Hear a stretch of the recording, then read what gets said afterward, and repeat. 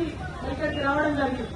ప్రధానంగా సూర్యాపేట జిల్లా అంతా ఎక్కడ పర్యటన చేసినా కూడా మరి ఇక్కడ ఉత్తమ్ కుమార్ రెడ్డి గారు మంత్రివర్యులు ఉన్నారు, ఇరిగేషన్ శాఖ మంత్రి ఉన్నారు.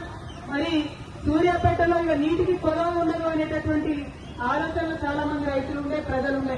కానీ నిన్నటి నుంచి తిరుగుతా ఉంటే ఏదైతే ఎస్ఆర్ఎస్పీ స్టేజ్ 2 నుండి మన సూర్యాపేటకైనా, కోదాడకైనా, తుంగతుర్తికైనా నీళ్లు వస్తాయో వాటికి సంబంధించిన ఒక్క రిజర్వాయర్ కూడా కట్టే ఆలోచన మరి ప్రభుత్వం చేయడం లేదని రైతన్నలందరూ బాధపడుతున్న సందర్భాన్ని గుర్తు చేస్తా ఉన్నారు.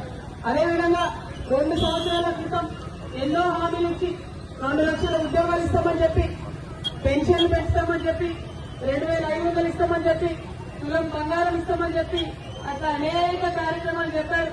ఏ ఒక్కటి కూడా అయితలేదన్నటువంటి ఒక నిస్పృహ ప్రతి ఒక్కరిలో కూడా ఉన్నది. మరి హుజూర్ నగర్ ఎట్టుంది పరిస్థితి?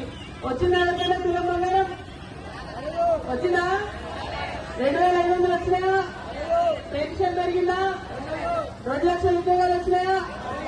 మరి వీటన్నిటి మీద అడగడానికి ప్రభుత్వంతో కొట్లాడి ఏవైతే హామీలు ఉన్నాయో